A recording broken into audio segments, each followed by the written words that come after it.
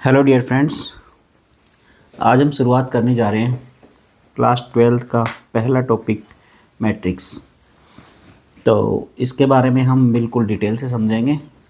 जो हमारे basic concept है वो क्लियर करेंगे। कोई भी आपका कंसेप्ट बचेगा नहीं। इस वीडियो को एक बार देख लेंगे तो उसके बाद आपके सारी कंसेप्ट और डाउट क्लियर हो जाएंगे। तो चलिए शुरुआत करते हैं मैट्रिक्स। तो सबसे पहले हम बेसिक चीज़ समझते हैं मैट्रिक्स के अंदर कि मैट्रिक्स है वो होती क्या है। तो सबसे पहले मैट्रिक्स के बारे में समझते हैं। तो मैट्रिक्स का मतलब होता है कि हमारे पास बहुत सारा डेटा दिया होता है। जैसे मान लो कुछ डेटा दिया होता है और उस डेटा को हम अरेंज करते हैं। अरेंज किस में करते हैं? हम उसको एक टेबुलर फॉर्म में अरेंज करते हैं। किस में अरेंज करेंगे? टेबुलर फॉर्म के अंदर। तो किसी डेटा को अगर हम टेबुलर फॉर्म में अरेंज करते हैं तो उसको नाम दिया गया है मैट्रिक्स। जैसे मान लो हमारे पास कुछ डेटा दिया है। एक एग्जांपल से समझते हैं। मान लो हमारे पास कुछ डेटा दिया हुआ है कि 3 लोग हैं, ए, बी और सी। 3 लोगों के पास मान लो बैट और बॉल का नंबर दे रखा है कि कितने बैट हैं और कितनी बॉल हैं। तो मान लो जो ए पर्सन के पास 3 बैट हैं और 5 बॉल हैं। इसके पास 2 बैट हैं, 3 बॉल हैं और 5 बैट एंड 2 बॉल्स।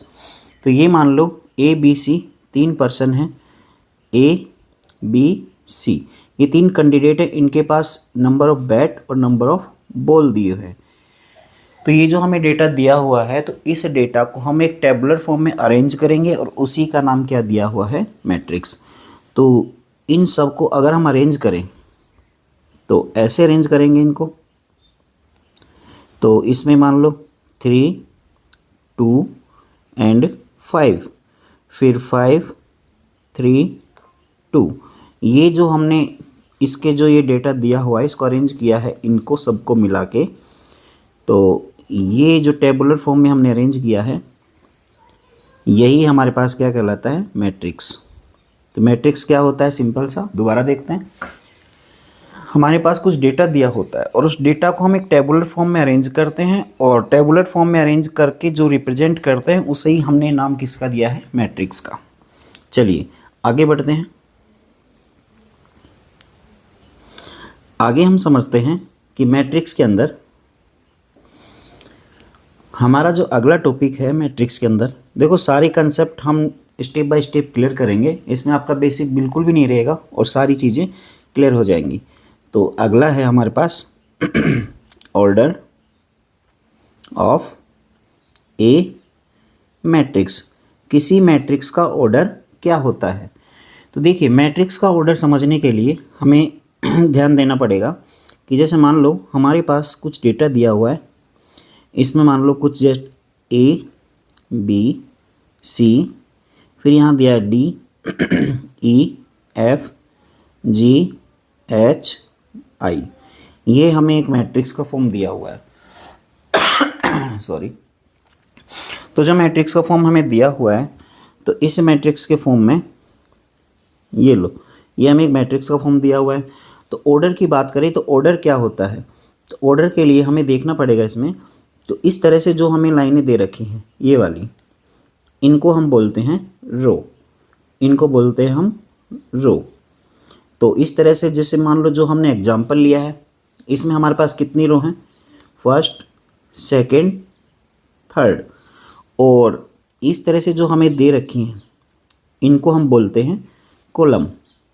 तो ये हमारे पास कॉलम है, ये फर्स्ट कॉलम है, ये हमारे पास कॉलम नंबर सेकंड और ये है कॉलम नंबर थर्ड। तो अगर किसी मैट्रिक्स का हमें ऑर्डर लिखना हो तो ऑर्डर का मतलब क्या होता है?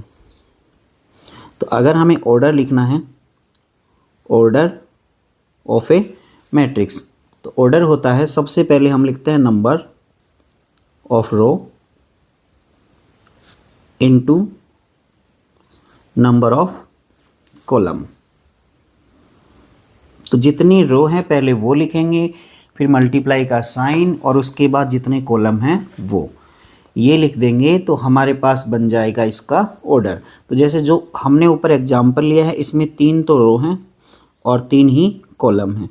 देखो किसी मैट्रिक्स का ऑर्डर बताने के लिए हमें उसको मल्टीप्लाई करके इक्वल नहीं लिखना, नंबर ऑफ रो और नंबर ऑफ कॉलम दोनों ही रिप्रेजेंट करने पड़ता है, क्योंकि ऑर्डर जो हम लिखते हैं ना इससे हमें पता चलता है कि उस मैट्रिक्स में कितनी तो रो हैं और कितने कॉलम हैं। अगर आप मल्टीप्लाई करके आगे लिख भी दोगे तो उससे हमें क्या मिलेगा, देखो अगर आपने मान लो number of row number of column, जो ये दो हमें नंबर मिले हैं 3 और 3, अगर आप इसको मल्टीप्लाई कर दोगे तो हमें क्या मिलेगा। तो देखो अगर आपने इसको मल्टीप्लाई कर दिया, मान लो मल्टीप्लाई कर दिया 9 आ गया, तो ये 9 क्या है, ये है नंबर ऑफ एलिमेंट्स। ये क्या आएगा, नंबर ऑफ एलिमेंट्स। तो किसी भी मैट्रिक्स के अंदर कितने एलिमेंट हैं ये हमें कैसे पता चलेगा, इसके लिए जितनी रो हैं जितने कॉलम हैं उनको मल्टीप्लाई कर दो, जो रिजल्ट आएगा वो क्या होगा, नंबर ऑफ एलिमेंट्स। तो आगे देखते हैं, ये चीज़ आपके समझ में आ गई होगी। इसके बाद आगे बढ़ते हैं, आपको जो क्वेश्चन मिलता है एग्जाम में, देखो क्वेश्चन क्या मिलता है, जैसे मान लो कि आपको टोटल नंबर ऑफ एलिमेंट दिए होते हैं, आपको इसमें गिवन क्या होता है, number of element. Number of elements जो होते हैं ये चीज़ तो आपको गिवन होती है, और पूछता क्या है, पॉसिबल ऑर्डर ऑफ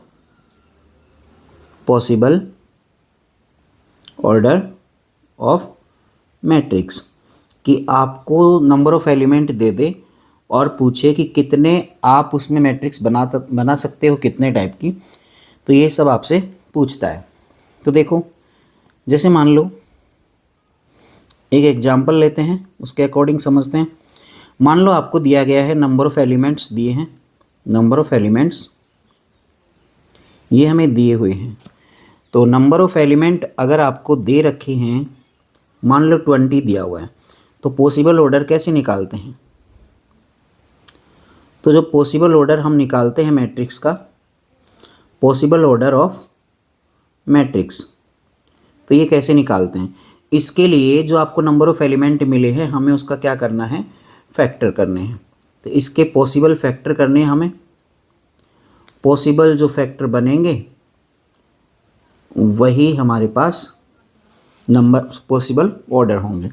जैसे देखो 20 है, इस 20 को आप 1 × 20 लिख सकते हो, फिर आप 20 को लिख सकते हो 2 × 10, फिर 20 को वापस लिख सकते हैं हम 4 × 5, फिर 20 को लिख सकते हैं 5 × 4, फिर 20 को वापस लिख सकते हैं हम 10 × 2, और फिर 20 को लिख सकते हैं 20 × 1। तो देखिए ध्यान से, जो हमने यहाँ पे लिखा है इसमें पॉसिबल ऑर्डर पूछ रहा है आपसे, तो पॉसिबल ऑर्डर कैसे बताएंगे कि आप जितने पॉसिबल फैक्टर कर सकते हैं ये सारे के सारे पॉसिबल ऑर्डर हो गए।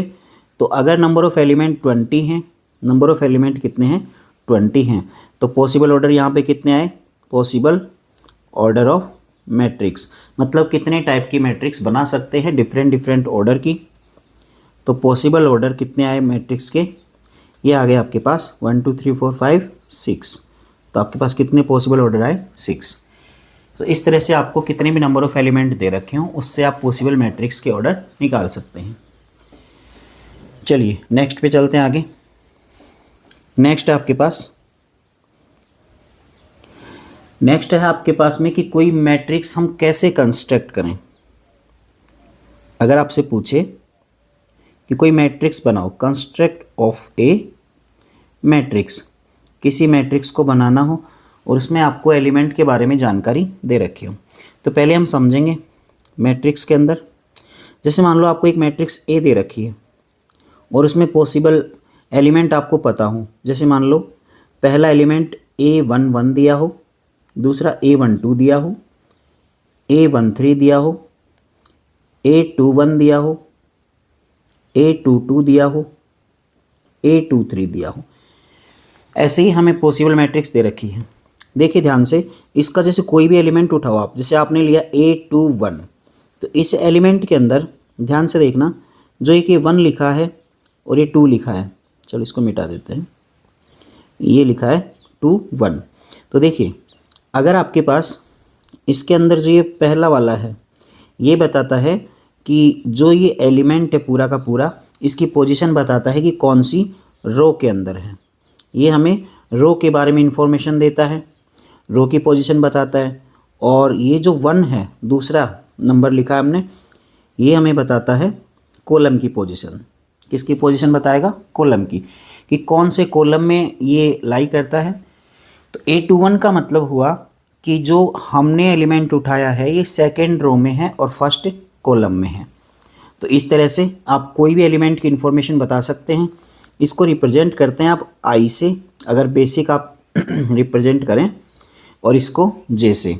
तो अगर आपके पास AIJ ऐसे लिखा हुआ है कोई एलिमेंट, तो इसके अंदर I बताता है इसके, ये लो, I आपको बताएगा रो के बारे में, कौन सी रो है, और J बताएगा कॉलम के बारे में। ठीक है, तो इस तरह से मान लो अगर आपने यहाँ पे A11 लिखा, तो इसका मतलब फर्स्ट रो और फर्स्ट कॉलम ये लिखा हुआ है। अगर आपने लिखा A32, इसका मतलब है थर्ड रो और सेकंड कॉलम। तो ये इसके बारे में बेसिक इन्फॉर्मेशन है। अब देखो, ये तो हमने बेसिक समझ लिया कि किस तरह से रिप्रेजेंट करते हैं किसी एलिमेंट की पोजीशन को। अब हम समझते हैं कि आपको किसी एलिमेंट के बारे में कॉमन इन्फॉर्मेशन दे रखी है और आपसे ये पूछे कि एक मैट्रिक्स बनाओ, तो मैट्रिक्स कैसे बनाते हैं? देखिए ध्यान से समझते हैं हम। जैसे मान लो हमें एक क्वेश्चन दिया हुआ है कि आपसे कहा गया कि AIJ, इसके बारे में बेसिक इन्फॉर्मेशन दे रखी है 1/2 मॉडुलस ऑफ I-3J, ऐसे हमें दिया हुआ है, ये दिया हुआ है। अब आपसे कहा कि मैट्रिक्स बनाओ, आपको बनानी है एक मैट्रिक्स बनानी है। साथ में आपको ऑर्डर भी दिया हुआ है कि कौन से ऑर्डर की बनानी है। मान लो आपसे कहे जो मैट्रिक्स आप नहीं बनाओगे उसका ऑर्डर लेना है 2 × 3। चलिए ये समझते हैं कि 2 × 3 मैट्रिक्स 2 × 3 ऑर्डर की एक मैट्रिक्स बनानी है, जिसके हर एक एलिमेंट के बारे में कॉमन इन्फॉर्मेशन दे रखी है, हाफ मॉडुलस ऑफ I-3J।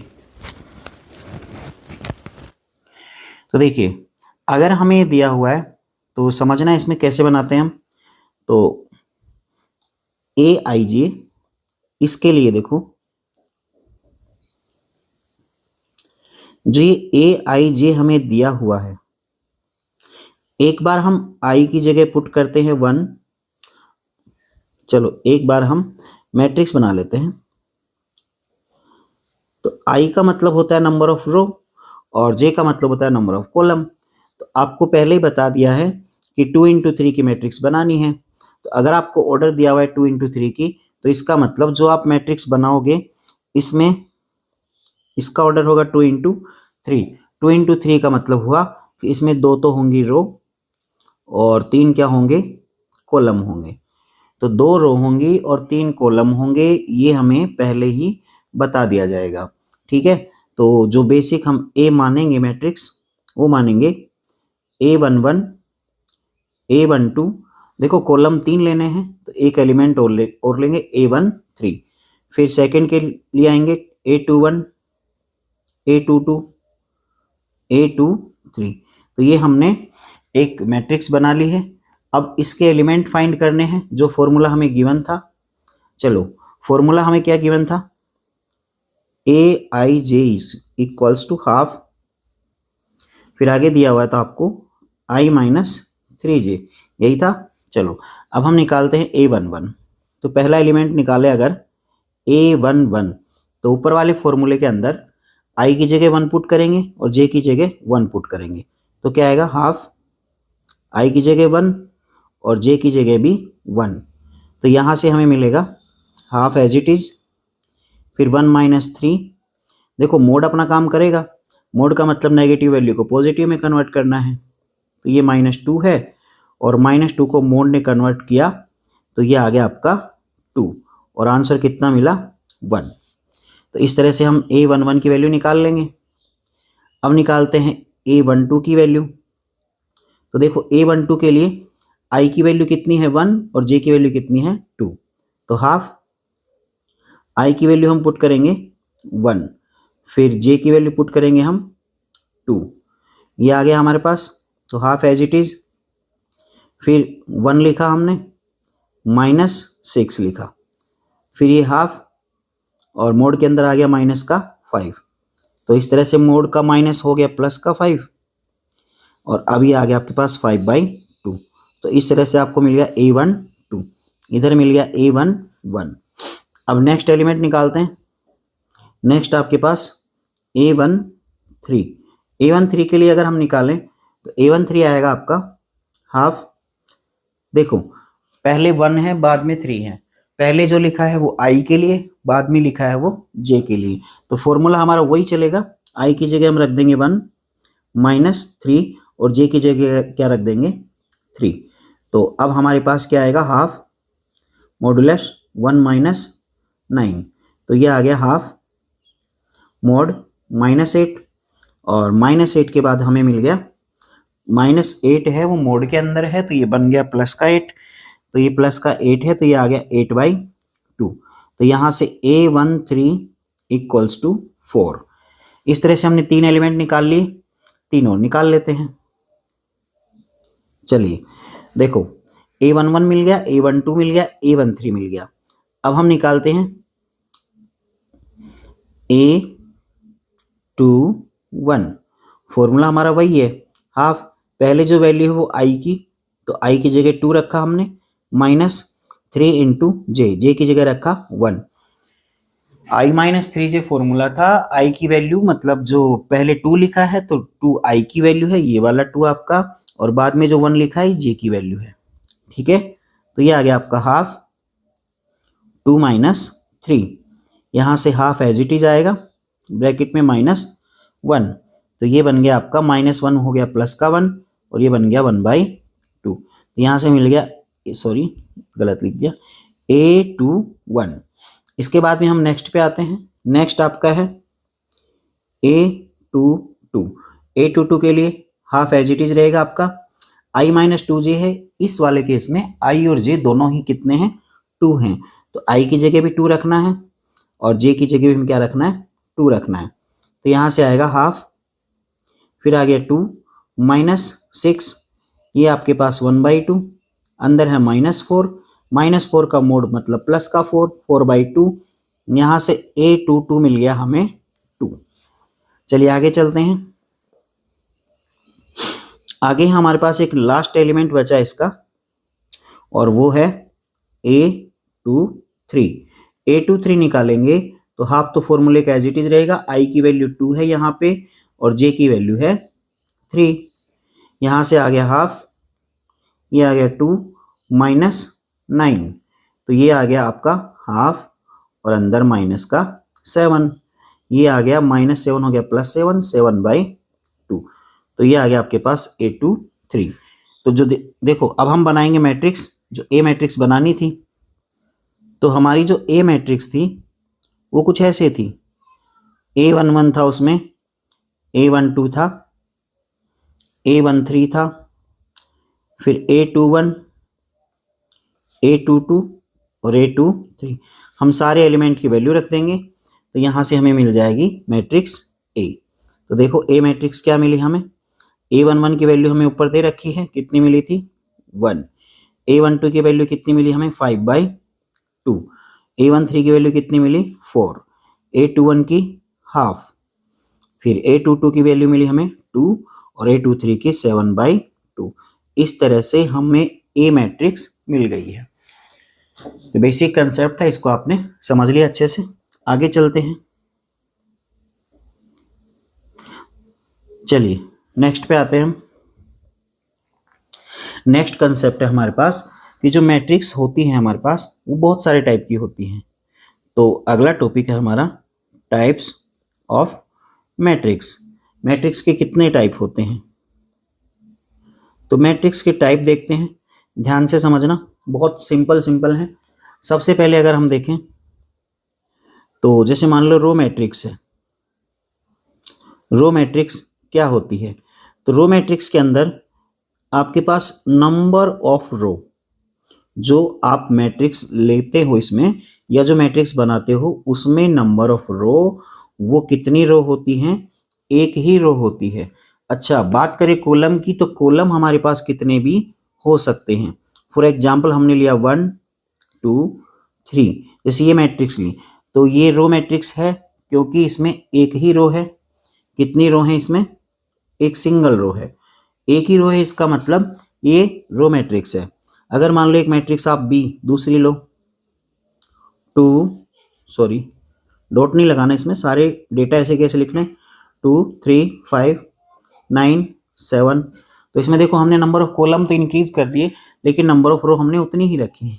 तो ये हमारे पास एक सिंगल रो है इसके अंदर, तो इसका मतलब ये भी रो मैट्रिक्स है। चलिए आगे बढ़ते हैं सेकेंड टाइप के अंदर। सेकेंड टाइप आपके पास सेम जो रो मैट्रिक्स है उसी की तरह है अगला कॉलम मैट्रिक्स। जो हमारे पास रो मैट्रिक्स थी सिमिलर, उसके बिल्कुल सिमिलर है कॉलम मैट्रिक्स। तो जो कॉलम मैट्रिक्स होती है, इसमें आपके पास में कोई मैट्रिक्स होगी, उसके अंदर नंबर ऑफ कॉलम कितने होंगे? एक होगा, एक ही कॉलम होगा। जैसे मान लो आपने एक एग्जांपल लिया 1 5 9, इसमें केवल एक ही कॉलम है। कितने कॉलम है इसमें? एक कॉलम है। जबकि रो कितनी भी हो सकती हैं, इसमें रो की कोई बाउंडेशन नहीं होती। जैसे मान लो एक और एग्जांपल है हम इसमें, जैसे आपने लिखा बी एग्जांपल, दूसरी मैट्रिक्स लिखी, इसमें लिखा आपने 2 5 9 3 4। कॉलम सिंगल है लेकिन आपने रो को तो इंक्रीज कर दिया ना, तो रो को इंक्रीज किया तो उससे कोई फर्क नहीं पड़ता, ये कॉलम मैट्रिक्स ही होगी। चलिए आगे बढ़ते हैं, छोटी छोटी डेफिनेशन है इनकी, आपको एग्जांपल के साथ में समझा देते हैं। थर्ड है आपके पास स्क्वायर मैट्रिक्स। अगली आपके पास में स्क्वायर मैट्रिक्स। स्क्वायर मैट्रिक्स क्या होती है? देखो, जो स्क्वायर मैट्रिक्स होगी इसके अंदर हमें याद रखना है कि कोई भी मैट्रिक्स हो जिसके अंदर नंबर ऑफ रो और नंबर ऑफ कॉलम, ये दोनों के दोनों इक्वल हों। मतलब कोई ऐसी मैट्रिक्स जिसमें मान लो आपने 2 3 4 5, इसमें कितनी रो हैं? 2, और कॉलम कितने हैं? कॉलम भी आपके पास 1 और 2। इसका मतलब ऐसी मैट्रिक्स जिसका पॉसिबल ऑर्डर ऐसे हो 1 इंटू 1, 2 इंटू 2, 3 इंटू 3, 4 इंटू 4, ये सारी की सारी कैसी हैं? स्क्वायर मैट्रिक्स हैं। ठीक है, चलिए आगे बढ़ते हैं। नेक्स्ट आपके पास में फोर्थ आपके पास में जैसे डायगोनल मैट्रिक्स है। नेक्स्ट मैट्रिक्स हमारे पास डायगोनल मैट्रिक्स। तो डायगोनल मैट्रिक्स समझते हैं। डायगोनल मैट्रिक्स क्या होती है? देखिए, जैसे मान लो आपके पास एक मैट्रिक्स है, जैसे मान लो ये मैट्रिक्स है, इसमें ए और इसके बाद में आपको ऐसे दिया हुआ हो ए बी सी, ये डायगोनल है हमारे पास एक मैट्रिक्स के अंदर। और इसके बाद इसके अंदर जो डायगोनल होता है, इसके अलावा बाकी के सारे एलिमेंट क्या हों? जीरो हो जाए। जैसे मान लो ये एलिमेंट है, बाकी के सारे एलिमेंट क्या हैं? जीरो हैं इसके अंदर। तो बाकी के एलिमेंट अगर जीरो हों और केवल डायगोनल जो होता है उसी के अंदर कुछ एलिमेंट लिखे हुए हों, तो ऐसी मैट्रिक्स को हम कहते हैं डायगोनल मैट्रिक्स। जैसे मान लो मैं यहाँ पे मार्क कर देता हूँ, ये हमारे पास एक डायगोनल हो गया। हाँ, डायगोनल मैट्रिक्स जो होती है इसमें जो डायगोनल के एलिमेंट होते हैं ना, ये डिफरेंट डिफरेंट हो सकते हैं, इससे कोई फर्क नहीं पड़ता, ये डायगोनल मैट्रिक्स होगी। ठीक है, नेक्स्ट अगर हम देखें डायगोनल मैट्रिक्स और स्केलर मैट्रिक्स, देखो काफ़ी सिमिलर है दोनों, थोड़ा ध्यान रखना कंफ्यूज नहीं हो आप। डायगोनल मैट्रिक्स और स्केलर मैट्रिक्स, स्केलर मैट्रिक्स के अंदर क्या होता है, जैसे मान लो आपके पास एक मैट्रिक्स दे रखी है, उसी मैट्रिक्स के अंदर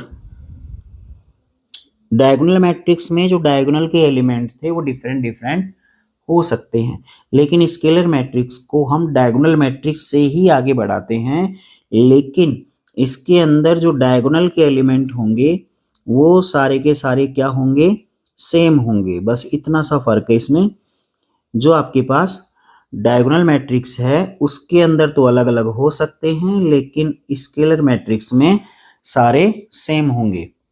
डायगोनल के एलिमेंट हैं, उन्हीं का अंतर है दोनों मैट्रिक्स के अंदर। ठीक है, आगे बढ़ते हैं, नेक्स्ट देखते हैं हम। नेक्स्ट है हमारे पास, जैसे मान लो अगले का नंबर है 6। चलिए 6 पे आते हैं। 6 में है, जैसे मान लो एक है आपके पास आइडेंटिटी मैट्रिक्स, आइडेंटिटी मैट्रिक्स।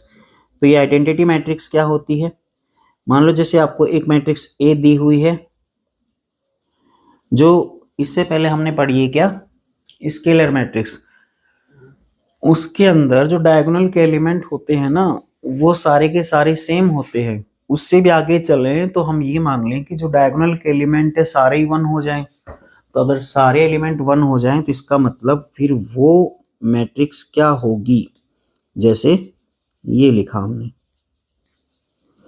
अगर डायगोनल के सारे एलिमेंट 1 हो गए, ये लो, अगर डायगोनल के सारे एलिमेंट 1 हो गए तो इसका मतलब इसका नाम क्या होगा फिर, आइडेंटिटी मैट्रिक्स। और जीरो मैट्रिक्स आप जानते ही हो, सबसे सिंपल है, नाम से ही पता चल रहा है कि जो जीरो मैट्रिक्स होगी उस मैट्रिक्स में सारे के सारे एलिमेंट क्या होंगे, वो जीरो होंगे। जीरो का मतलब जीरो। तो जैसे मान लो कोई मैट्रिक्स है, कोई उसके सारे के सारे एलिमेंट क्या होंगे, जीरो होंगे। चलिए आगे बढ़ते हैं हम नेक्स्ट कंसेप्ट की तरफ। देखो ये चैप्टर इतना आसान है, एक बार आपने पढ़ लिया इसके नंबर पूरे के पूरे आपके आएंगे, कहीं भी कोई दिक्कत नहीं आएगी। नेक्स्ट पढ़ते हैं,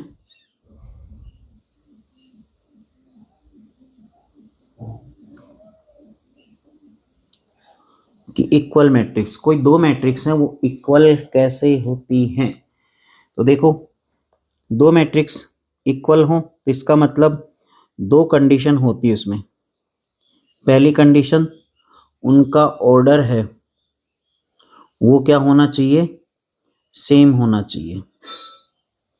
पहली बात ऑर्डर सेम होना चाहिए। और दूसरी चीज, जो एलिमेंट हैं, एलिमेंट के बारे में क्या कह सकते हैं हम, अगर कोई दो मैट्रिक्स इक्वल हैं तो एलिमेंट्स के बारे में क्या कहेंगे कि उनके कॉरस्पॉन्डिंग एलिमेंट हैं वो हमेशा क्या होंगे, कॉरस्पॉन्डिंग एलिमेंट इक्वल होंगे। जैसे मान लो एक मैट्रिक्स है ए मैट्रिक्स है, इसमें आपको ए बी सी और डी ये कुछ एलिमेंट दे रखे हैं, और एक दूसरी मैट्रिक्स आपके पास बी, इस मैट्रिक्स में आपको दिया हुआ है एक्स वाई जेड डब्लू। तो अगर आपने कह दिया कि इफ ए इक्वल बी, अगर दोनों मैट्रिक्स क्या हैं, ये इक्वल हैं, ऐसा अगर आपको दिया हुआ है, ये मैट्रिक्स दोनों इक्वल है आपस में, तो इसका मतलब यहाँ से हम क्या कह सकते हैं, ए इक्वल टू एक्स, इसका पहला एलिमेंट इसके पहले एलिमेंट के बराबर, इसका दूसरा एलिमेंट ये इसके बराबर, ऐसे ही हम कह सकते हैं इसका बी वाई के बराबर और इसका डी डब्ल्यू के इक्वल। ये होती है इक्वल मैट्रिक्स। चलिए आगे बढ़ते हैं।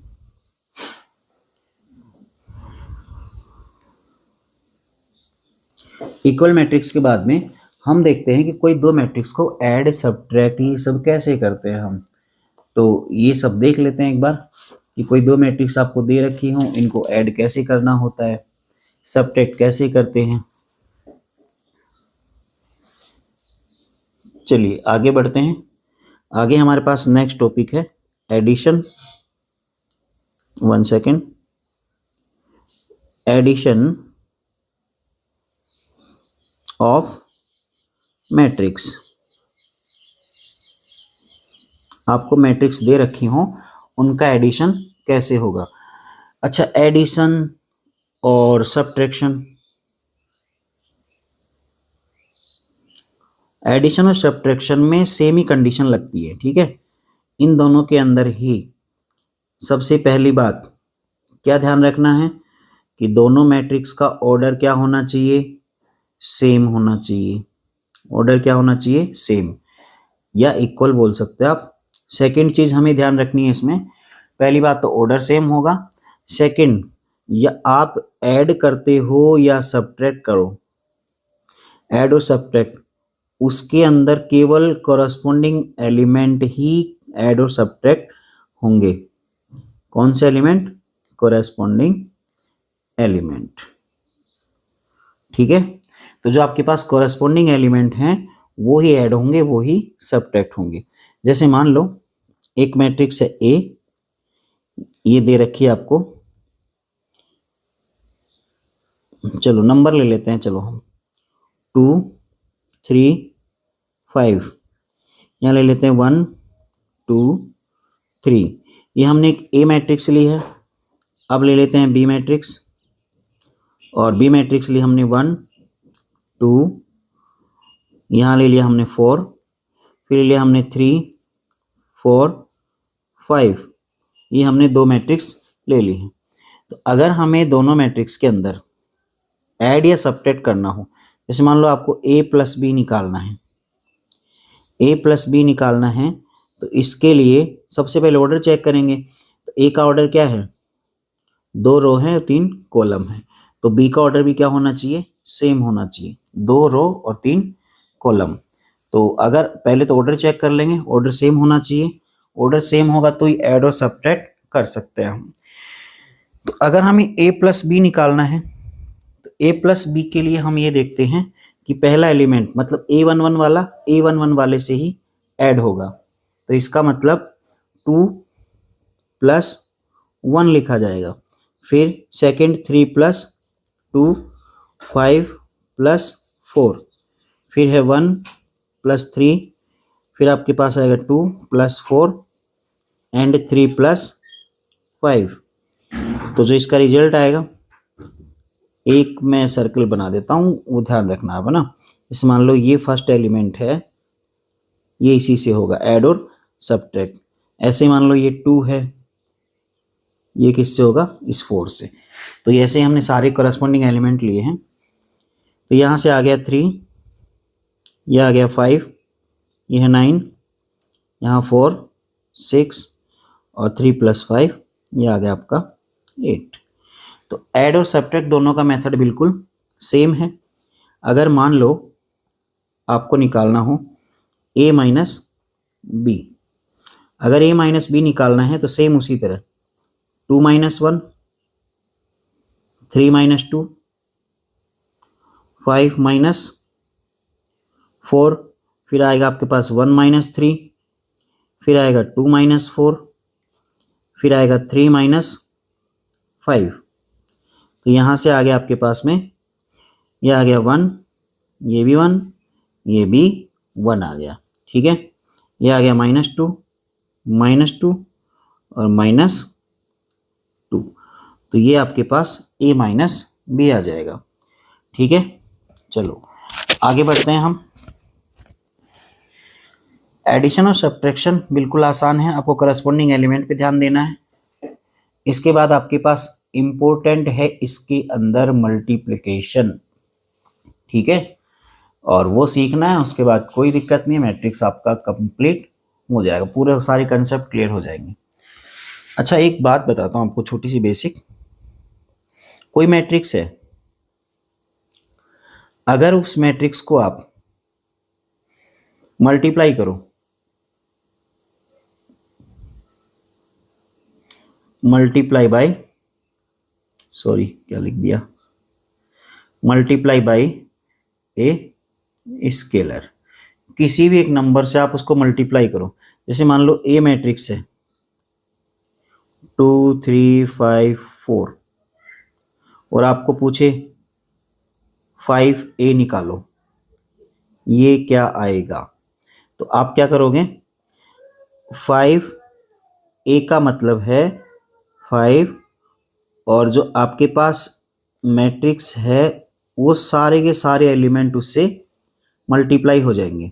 तो ये हो जाएगा 10 15 25 और 20, ये आ गया आपका a, ठीक है। तो इससे आपको कोई दिक्कत नहीं है। चलिए आगे बढ़ते हैं। अब हम मैट्रिक्स के बारे में देखते हैं, मल्टीप्लाई सीखते हैं। अगला टॉपिक है आपका, यह अगला कंसेप्ट मान लें हम, इंपॉर्टेंट है, मल्टीप्लिकेशन ऑफ मैट्रिक्स। ये हमारा अगला टॉपिक है कि मैट्रिक्स का मल्टीप्लाई कैसे करते हैं। इंपॉर्टेंट है, समझ लेना, इसके बिना मैट्रिक्स कुछ भी नहीं है। आपने कितनी डेफिनेशन पढ़ी हो कोई मतलब नहीं है। मल्टीप्लाई नहीं आता मतलब आपको मैट्रिक्स में कुछ नहीं आता, मल्टीप्लाई आता है, सब कुछ आता है, ठीक है। चलिए देखते हैं मल्टीप्लाई, समझना ध्यान से। हमारे पास सबसे पहले, अच्छा मान लो पहले कंडीशन समझ लो जो याद रखनी है हमें मल्टीप्लाई करते टाइम, क्योंकि उनको चेक करने के बाद ही हम आगे मल्टीप्लाई करेंगे। मान लो आपके पास कोई ए मैट्रिक्स दे रखी है, इसका ऑर्डर है m इंटू एन, और दूसरी मैट्रिक्स है b, इसका ऑर्डर है p इंटू क्यू। ये आपको मैट्रिक्स दे रखी है, ठीक है। अब आपसे कहा कि मल्टीप्लाई निकालो, तो सबसे पहले आपको याद रखना है कि ए बी होगा या नहीं होगा, या फिर दूसरा आपसे पूछे बी ए, तो आपको पता करना है होगा या नहीं होगा, ठीक है। तो इसके लिए बेसिक कंडीशन है, जो कंडीशन हमें चेक करनी है।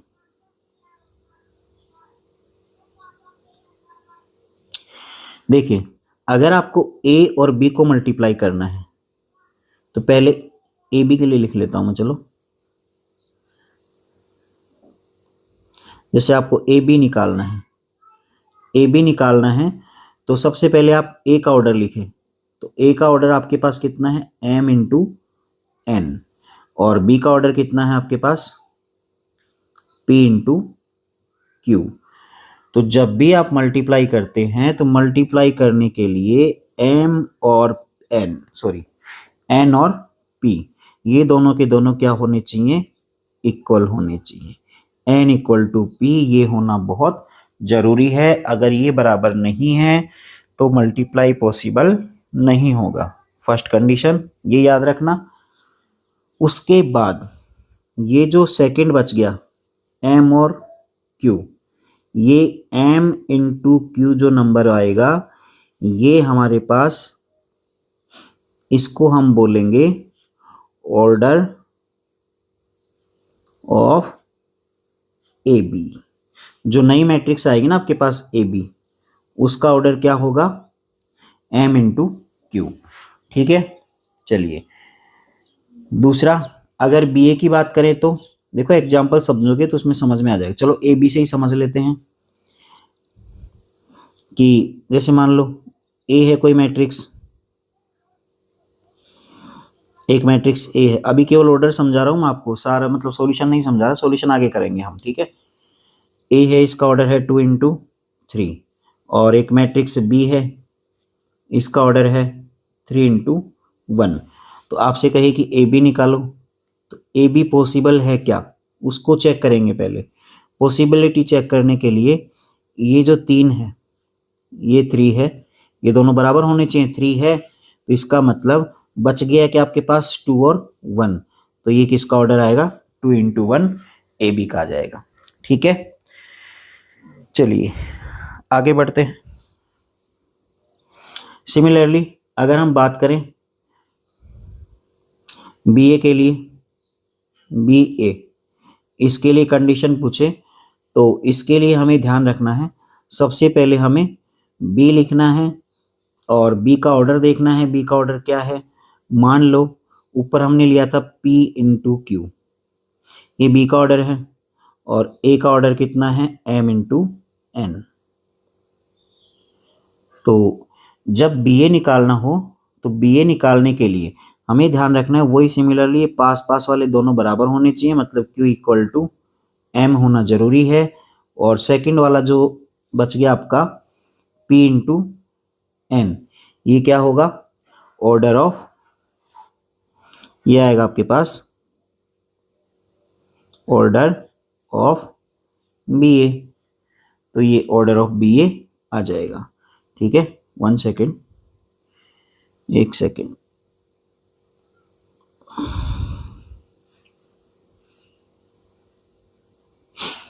चलिए आगे बढ़ते हैं।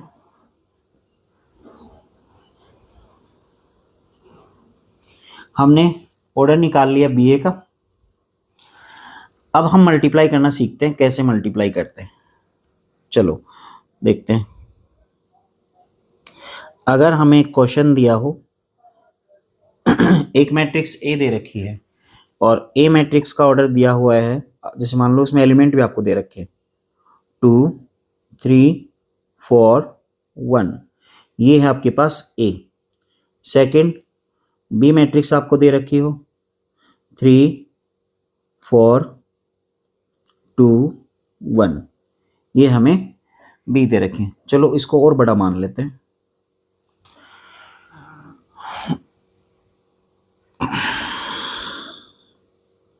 ये 5 मान लेते हैं और ये मान लेते हैं 2 मान लेते हैं। चलो अब हमें ए और बी दिए हुए हैं, ए बी का समझ लेना मल्टीप्लाई बिल्कुल सेम टू सेम हम बी ए का निकाल सकते हैं, ठीक है।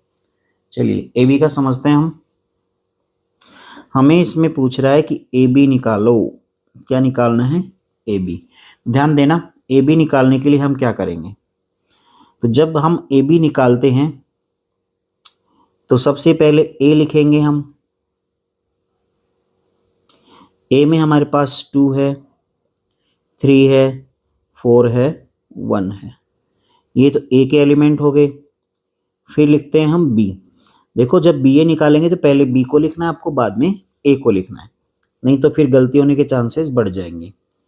3 है इसमें, 4 है, 5 2 1 2, ये हमारे पास ए और बी दो मैट्रिक्स दे रखी हैं, ठीक है।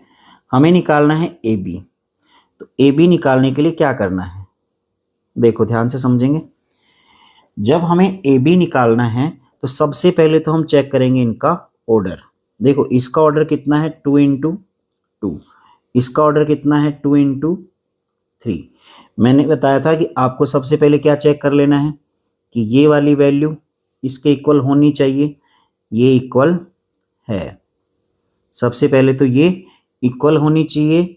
और ये जो आपके पास सेकंड वाला है 2 × 3, ये क्या आएगा, आपका ऑर्डर आएगा, किसका ऑर्डर आएगा, ए बी का आएगा, ठीक है। चलो निकालते हैं मल्टीप्लाई। तो देखो जो हम ए बी निकालेंगे ना, उस ए बी का हमें ये पता है कि ऑर्डर क्या आएगा, मतलब 2 तो रो आएंगे ए बी में और 3 क्या आएंगे, कॉलम आएंगे। अब उनके अंदर एलिमेंट क्या आएंगे वो समझने हैं हमें ध्यान से, देखिए इंपॉर्टेंट है, ध्यान से समझना। जब हम इसका पहला एलिमेंट लिखेंगे फर्स्ट एलिमेंट के लिए, तो आप ऐसे मान लो कि ए बी को हम अगर पहला एलिमेंट के लिए आपको ये वाला फर्स्ट रो और फर्स्ट कॉलम इसको इससे मल्टीप्लाई करना है। मल्टीप्लाई करना है तो केवल करस्पॉन्डिंग एलिमेंट ही मल्टीप्लाई होंगे। जैसे मान लो मैंने यहाँ पे 2 है, ये 2 किससे मल्टीप्लाई होगा, 3 से होगा, और बचा हुआ जो हमारा ये 3 है ये किससे होगा, 2 से होगा। तो ऐसे माने कि जो यहाँ पे A11 आएगा पहला एलिमेंट, यहाँ A12, यहाँ A13, यहाँ आएगा A21, A22 और A23। तो हम ऊपर क्या निकाल रहे हैं, सबसे पहले निकालेंगे A11। तो देखो ध्यान से, A11 निकालने के लिए क्या करेंगे हम, तो देखो ये आप नोट कर लेना, इसको मैं रफ कर देता हूँ यहाँ पे। चलो एक बार इसको नोट कर लेना ए बी को, ठीक है। तो फिर मैं इसको रफ करके फिर हम एलिमेंट निकालेंगे सारे। तो कर लिया होगा, आप इसको पॉज करके नोट कर लेना, मैं इसको रफ कर देता हूँ। ये लो, ये हमने इसको रफ कर दिया है। ऑर्डर में इसके साथ लिख देता हूँ। ये 2 × 2 है, ये आपका 2 × 3 है। जब आप पहला एलिमेंट निकालेंगे ए बी का, ये किसके एलिमेंट पढ़ रहे हैं अब हम, ए बी के।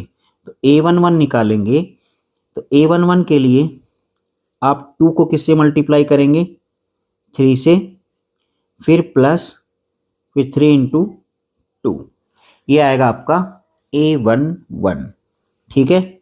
जब आप A12 लिखोगे, A12 में आप फर्स्ट रो सेकंड कॉलम, मतलब पहली मैट्रिक्स का फर्स्ट रो और दूसरी मैट्रिक्स का सेकंड कॉलम। तो ऐसे मान लो, मैं इसमें बना देता हूँ एक बार, 2 और 3, ये तो फर्स्ट रो है फर्स्ट मैट्रिक्स की, और सेकंड कॉलम है उसका 4 1। तो यहाँ से क्या मिलेगा हमें, 2 × 4 प्लस 3 × 1, तो ये आ गया आपका 8 + 3 11, ठीक है। ऐसे ही हम A13 निकालेंगे। A13 निकालेंगे तो फर्स्ट रो वही है आपकी 2 3, कॉलम बदल गया, कॉलम आ गया थर्ड कॉलम में कौन है, 5 और 2। तो यहाँ से आएगा आपका 2 × 5 प्लस 3 × 2, तो ये आ गया आपका 10 + 6 = 16। ऐसे हम निकाल सकते हैं। 3 एलिमेंट ये हो गए, 3 एलिमेंट और निकाल सकते हैं, ठीक है। चलिए आगे बढ़ते हैं। अगला एलिमेंट निकाले, जैसे मान लो हम A21, चलो यही निकाल देता हूँ, A21 का मतलब सेकेंड रो फर्स्ट कॉलम। तो सेकेंड रो आपके पास 4 1 है, ये लो, ये सेकेंड रो हो गई, और कॉलम आपको लेना है कौन सा, फर्स्ट। एक सेकेंड, फर्स्ट कॉलम में आपके पास है 3 और 2, ये फर्स्ट कॉलम।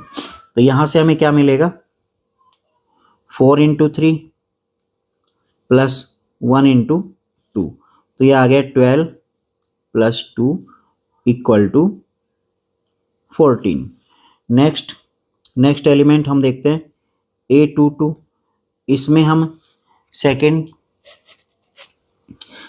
रो और सेकेंड कॉलम, तो रो तो हमारे पास वही आएगी 4 1, ये तो सेकेंड रो, कॉलम इस बार सेकेंड आएगा, सेकेंड कॉलम है आपका क्या, 4 और 1, चलो दोनों सेम ही है, एक सेकेंड, तो ये भी क्या है 4 और 1, तो ये आएगा आपके पास 4 × 4 प्लस 1 × 1, ये आ गया 16 प्लस 1 मीन्स 17, और लास्ट बच गया आपका एलिमेंट A23। इसमें सेकेंड रो तो आपकी वही है 4 और 1, कॉलम थर्ड आएगा, थर्ड कॉलम है 5 और 2, तो देखो ये थर्ड कॉलम है, ये आएगा 4 × 5 प्लस 1 × 2, तो ये है आपका 20 प्लस 2 मीन्स 22। तो सारे के सारे एलिमेंट हमने निकाल लिए हैं। तो इस तरह से हमें क्या मिल गई, ए बी मिल गई। तो ए बी के अंदर क्या थी, ए बी हमारी A11 ये लिखा था हमने, A12, A13, A21, A22, A23। तो यहाँ हम एलिमेंट लिख देंगे इसके। A11 हमें क्या मिला था, A12 क्या मिला था, तो A11, A12, A13 देख लेते हैं एक बार। तो A11 की वैल्यू मिली थी हमें 6 + 6, ये आ गया था 12। तो 12, 11 और 16, चलो लिख लेते हैं 12, 11, 16। और नेक्स्ट 821, 14, 17, 22, 14, 17, 22। तो देखिए इस तरह से हम कोई भी दो मैट्रिक्स दे रखी हों, अगर उनकी ऑर्डर वाली कंडीशन सेटिस्फाई होती है तो हम उनका मल्टीप्लाई निकाल सकते हैं। तो इससे हमें उनका मल्टीप्लाई मिल जाएगा। चलिए अगला कंसेप्ट देखते हैं। नेक्स्ट कंसेप्ट की तरफ बढ़ते हैं हम।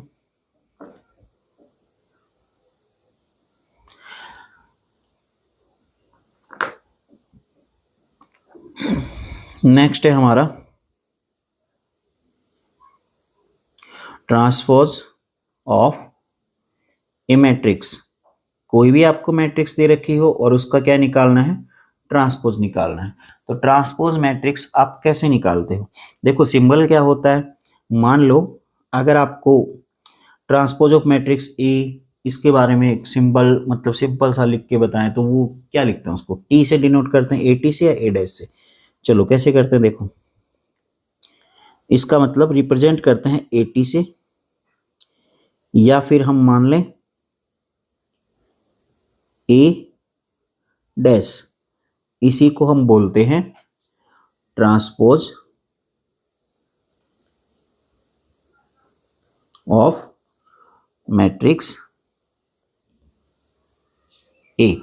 तो किसी मैट्रिक्स ए की ट्रांसपोज मैट्रिक्स हमें बतानी हो तो उसको ए टी से लिखते हैं या ए डैश से लिखते हैं। ये पावर में लिखा जाता है टी और डैश, ठीक है।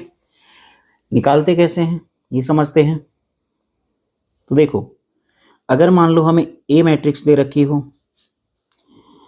ए मैट्रिक्स में एलिमेंट है ए बी सी और इसमें है डी ई एफ, और हमें कहा जाए कि इसका ट्रांसपोज निकालो। तो ट्रांसपोज निकालते टाइम जो हमारे पास इसमें रो और कॉलम होते हैं, जैसे मान लो इसमें रो कितनी है, फर्स्ट है, ये आपके पास रो सेकंड, और कॉलम कितने हैं 1 2 3। इसका मतलब इसका ऑर्डर कितना है, ऑर्डर ऑफ ए मैट्रिक्स का ऑर्डर है 2/3। तो जो ट्रांसपोज मैट्रिक्स है उसका ऑर्डर उसका अपोजिट होता है। तो सबसे पहले अगर हम ट्रांसपोज मैट्रिक्स के ऑर्डर की बात करें तो ये ऑर्डर यहाँ पे कितना आएगा 3 × 2, और ये आएगा क्या ट्रांसपोज मैट्रिक्स। तो देखो हमारे पास जो ए है, ये ए है, जैसे मान लो ए बी सी और डी ई एफ, यहां हमें निकालनी है ए टी। जब ए टी निकालेंगे ए का ट्रांसपोज, तो इसका जो ये फर्स्ट वाली रो है ये चली जाएगी यहां बन जाएगा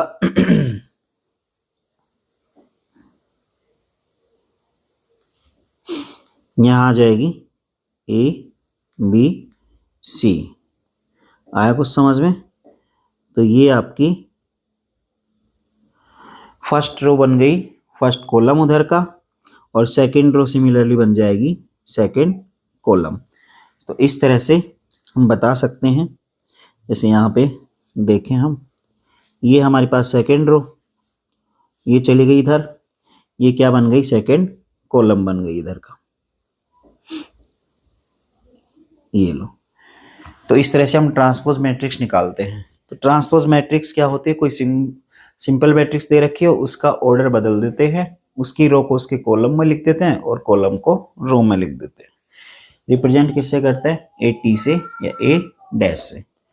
ठीक है, कुछ ट्रांसपोज मैट्रिक की बेसिक प्रॉपर्टी हैं जो डायरेक्ट भी पूछ ली जाती हैं और आपसे प्रूव भी करवाते हैं। तो हम एक बार उनको देख लेते हैं। जैसे इसकी कुछ प्रॉपर्टीज हैं, आपको कंफ्यूजन ना हो तो आपको याद रखना है बस कि अगर किसी ट्रांसपोज निकालें मैट्रिक्स का और वापस से ट्रांसपोज निकालें तो हमें वही मैट्रिक्स मिल जाती है जो पहले थी। अगर आपको मल्टीप्लाई करना है किसी स्केलर से और फिर ट्रांसपोज निकालना है तो उस मल्टीप्लाई करने से कोई फर्क नहीं पड़ता, आप अकेले ए का भी ट्रांसपोज निकाल के मल्टीप्लाई कर सकते हैं। ठीक है, चलिए अगर हम बात करें प्लस की, तो प्लस से कोई फर्क नहीं पड़ता, आप सेपरेट करके आप ट्रांसपोज निकालो या ट्रांसपोज करके प्लस करो, एक ही बात है। और इम्पोर्टेंट है वो सबसे ज्यादा, वो है ये, अगर आपको ए बी का ट्रांसपोज निकालना हो तो इसका ट्रांसपोज बी ट्रांसपोज और ए ट्रांसपोज के मल्टीप्लाई के इक्वल होता है। ये आपके पास इंपॉर्टेंट है, ठीक है, इसको याद रखना है।